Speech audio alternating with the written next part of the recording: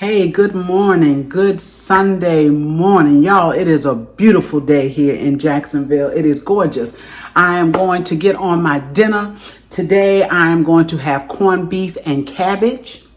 I'm going to fix some candied yams, and I'm going to fix something I haven't fixed in a long time, and that's pig's feet, okay? I'm going to fix it the old school way, all right? And I'm also making a bread pudding for dessert. So you all come on and go with me, and let's get started on this Sunday's meal.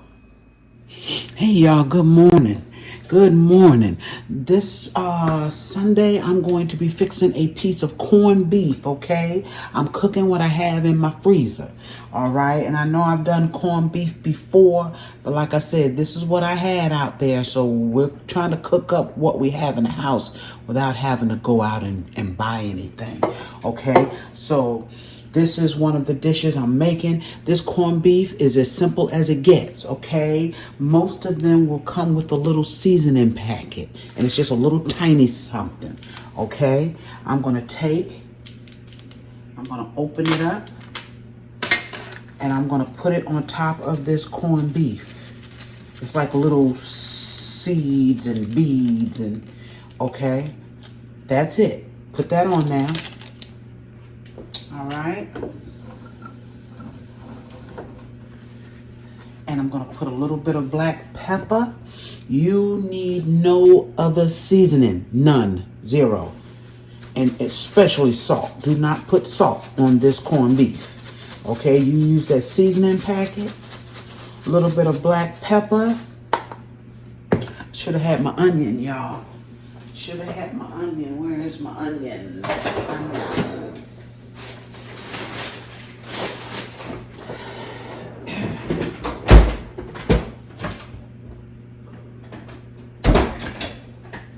Okay, y'all, I got onions around here somewhere. I'll find them. But anyway, I'm going to put a little bit of water in here.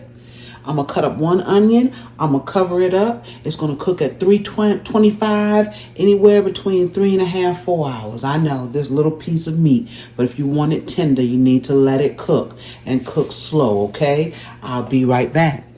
All right, y'all, just wanted to show you before it went into the oven. I've cut up some onions, and I put just a little bit of water, just enough to wet the bottom of the pan. We're going to cover it. Okay. Goes in the oven. All right, y'all, let's get started on these pig's feet. Okay, I have here some pig's feet. All right. And got about a half a pot full. Okay, I don't know if you've ever had pig's feet, but it's the actual feet of a pig. And what I do is I go down in between every crevice I can, because a lot of times there's hairs in here. Okay, cut myself, y'all. So I bandaged up and put on a glove. I cut myself trying to get the hairs, okay, out of here, and went too far and went into my hand, but it's all good, all right? I got them clean. Now, if I run up on somewhere, these are the other pieces of them. If I run up on somewhere there's hair embedded into the skin, and I can't get it out, a lot of times what I would do is take a sharp knife and cut that piece of skin off, okay? If I cannot, I don't cook it, okay? I like to be sure that my pig's tails are clean and free of hairs, y'all. Free, okay? Look like something down in here. Let me look. Okay, now pig's feet is something that I grew up on. My mother cooked just about everything out there, okay? But pig's feet was something we had a lot. I used to cook them a lot, okay? But pig's feet don't have a lot of meat. It's basically skin, okay? But they're good. If they're seasoned up good, there's different ways. You can fix them in the oven. You can barbecue them in the oven. I don't particularly care for the barbecue pig's feet. I've cooked them a few times like that, but I don't care for them. I like to cook them the way I've always eaten them, and that's just to boil them, to cook them on top of the stove, okay? But you want to make sure you get some good seasoning in there. So what I'm going to do, I'm going to take some onion, I'm gonna cut it up in here. I have 3 little skinny stalks of celery. And now these pig's feet, they're gonna cook a while, okay? So don't worry about how small or big you have your vegetables that you're cutting up in here. All right, I'm gonna put a good amount of onion.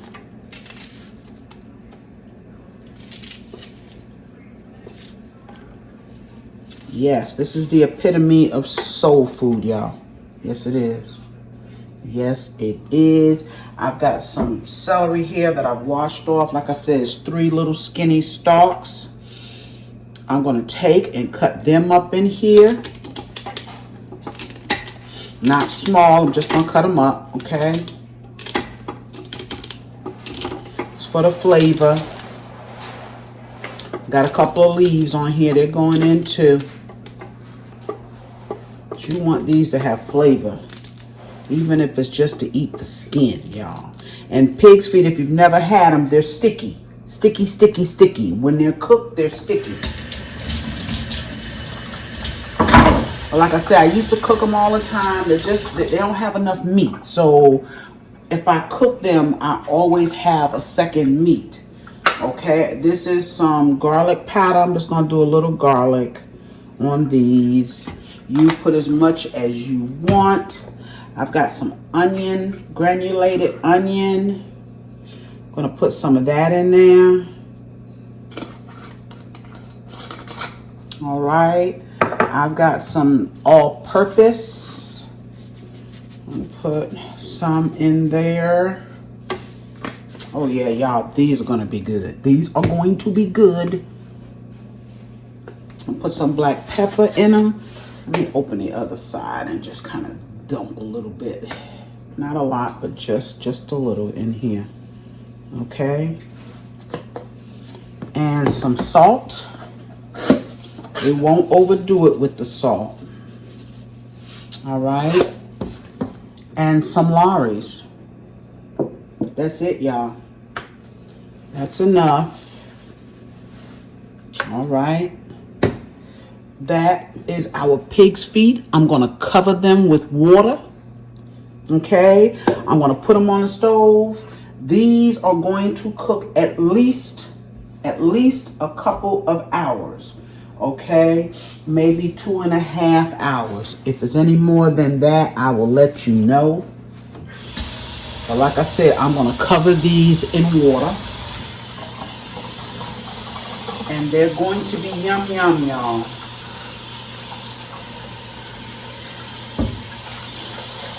They're going to be good.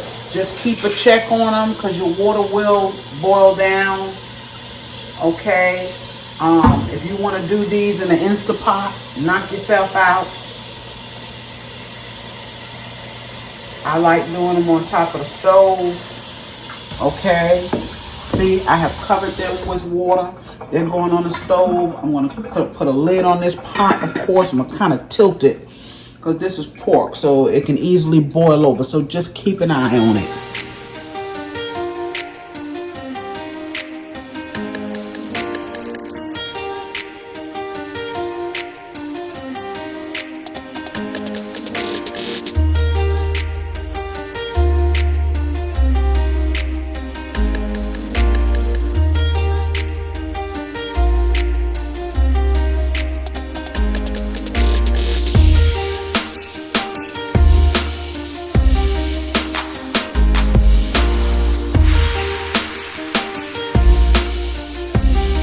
All right, y'all, I'm back. We're going to put together a really quick bread pudding for dessert tonight, y'all. Okay, so what I'm going to use, I've got some old buns here. They've been out in the refrigerator.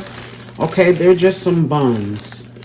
And I'm going to tear all of these apart, all right? I'm not making a huge pan of it today. Also, in my bread pudding, I have 1 stick of butter. I'm going to melt that. This is unsalted butter. I have 7 eggs. I think I got 7. 7 eggs. Okay, I'm going to beat those up. Those will go in. Your eggs and your milk is going to make your custard, okay? I have 1 can of evaporated milk. I'm going to put the whole can in. I've got some whipping cream. Okay, we're going to use some of that. I have 2 apples. Okay, we like apples in our bread pudding. Did I show you the raisins? I've got regular raisins and I've got golden. I'll use a little bit of both. There's no measurements on that, okay? You put in as much as you want. Oh, I also have some pineapple. I like to use the tidbits, but I couldn't find any, so I got some crushed pineapple. I'm only going to add about half a can of this. Okay, and in your bread pudding, you put anything you want, any kind of fruit you want. All right, it doesn't have to be what I'm using. I'm just showing you how I put it together. My extracts, I'm going to use some lemon, some coconut, and some vanilla. Okay, we're also going to use just a tad bit of nutmeg, and we're going to use some cinnamon. Okay, that is what's going into this bread pudding. I think I've named everything. If I haven't, you'll see it as we go along. But the first thing I'm going to do is get my milk and my eggs beat up. Now, a lot of times I just go ahead on and break up the bread because I'm usually mixing it up in the pan that I'm going to bake it in. So today I said, okay, Carrie, let's get a bowl, put it together. It'll be easier, okay, for those who are watching. And then we'll pour it into our baking dish. All right, so since we're going to do it that way, I won't start with the bread. I will start with my liquids. All right, I'm looking for my canned milk. It's right here. I'm going to use this whole can of canned milk. Now, I've already cleaned off the can, y'all. Okay, the whole can. All right. Okay, so I'm going to pour it into this measuring cup. This should be a can and a half. I think it's 12-ounce cans. Okay, I'm using all that. This is going to be rich, y'all. It's going to be rich, but look, you don't have to use evaporated milk. You don't have to use heavy whipping cream. You can use regular milk. You can use half and half. It's up to you, okay? I'm going to start with 4 cups of liquid. If I need more, that's not quite 4. That's only 3 cups. Let's get a little bit more whipping cream. If I didn't have whipping cream in the house, I would have just used regular milk and canned milk. I keep canned milk. So a lot of times I drink it with my coffee. I'm just trying to open up this. They always seem to pop on me. See if I can get this open. Sorry. Okay. I think I pull it the wrong way, y'all. All right. Let's get up to 4 cups here. Like I say, if I don't have enough, I'll put some regular milk in. It doesn't matter. I just want a richer bread pudding, okay? So that's my 4 cups of milk. Let's go ahead on and pour it in the bowl, and I know this bowl is overkill. Don't worry about it. Okay, so I'm gonna sit this here in case I need to use it again. Let's put our eggs in. I'm gonna beat them just a little bit before I put them in the bowl. 7 eggs. Sometimes I use 8, but I like the custard in my bread pudding. Okay. And like I said, I'm kind of doing it backwards. I usually just put my bread in and add everything to it.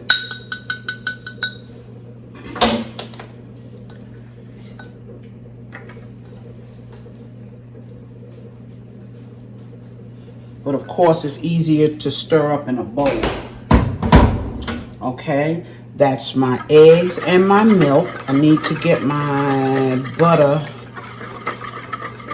heated up, and I will. Let's just mix this up really good, y'all. Make sure those eggs are mixed in there with that milk. Isn't that beautiful, y'all?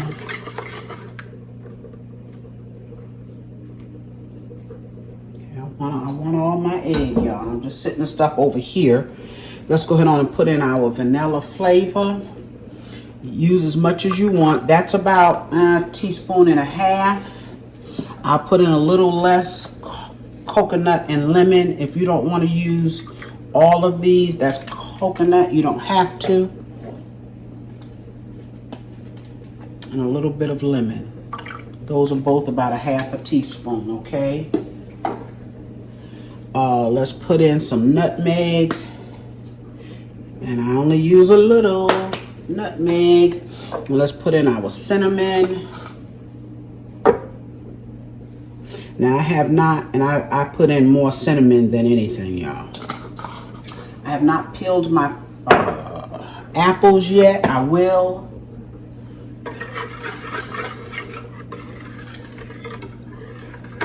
Now I have 2 other bread pudding videos out there.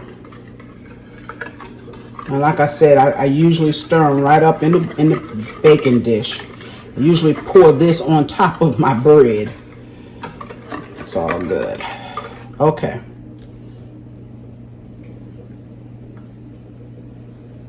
All right, let's see. What I'm going to do is I'm going to peel my apples. And I won't keep you on here to peel them. I have 2 Granny Smith apples. Now, I like Honeycrisp. I do like the Honeycrisp. I may only need that big one there. But wherever I was where I found these, I didn't see any Honeycrisp. Okay, they didn't have any. So I ended up getting these. Granny Smith is good too. I'm just going to take and peel this apple. Got a little bad spot, but that's all good. It's all good. Okay. You don't want to take off too much apple. Okay, and then what I'm going to do is just cut it up.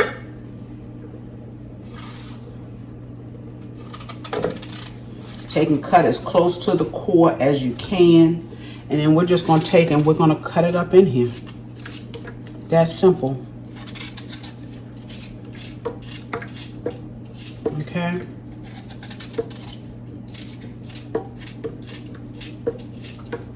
As big or as small as you want.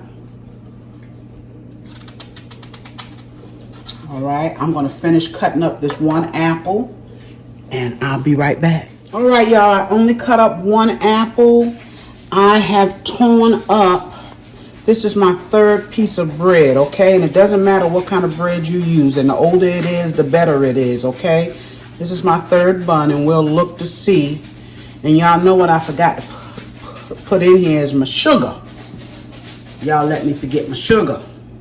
So let's put some sugar. You gotta have sugar. Or it won't be worth eating. You put as much sugar as you want. I usually put like 2 cups. Okay? That's 1. If that's too much for you, use less. But I like mine sweet. My desserts I like sweet. Okay? Put this back on here. Let's stir this up and see what it looks like.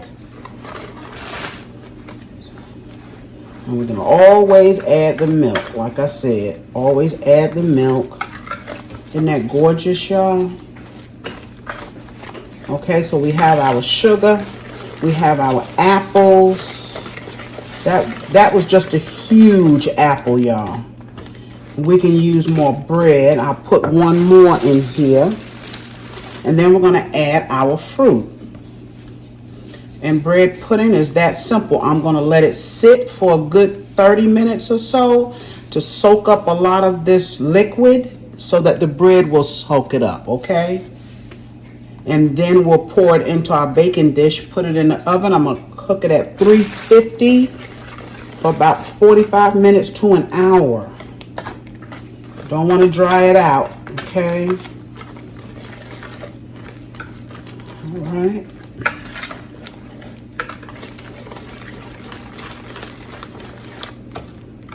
This is not really a tutorial on bread pudding, but I'm making it with my dinner same time, so I thought I'd put it in here.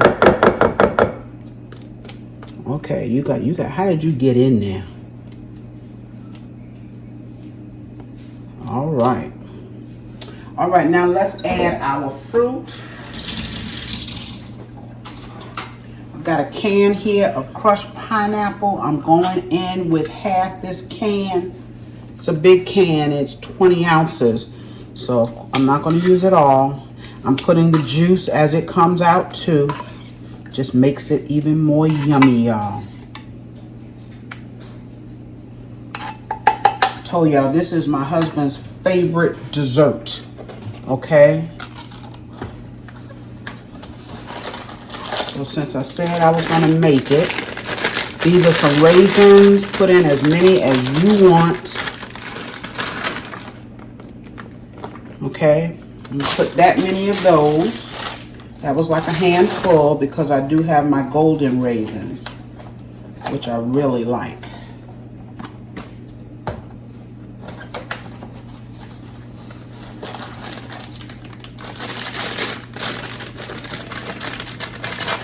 And a handful of these. And y'all, that's it. It's that simple. If you don't like what I'm using, you put what you want in here, okay? Now let's see how our liquid looks.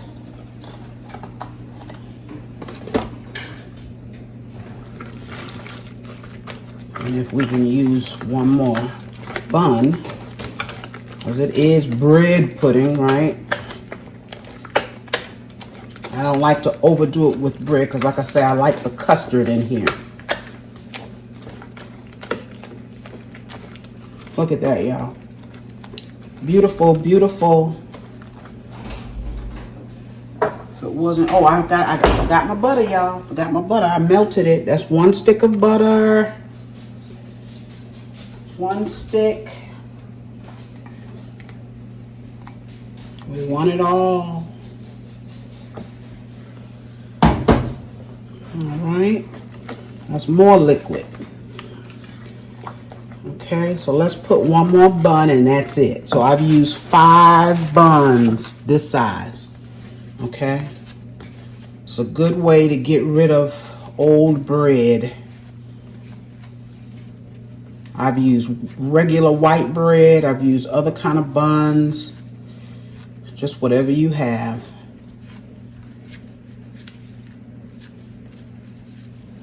All right, y'all.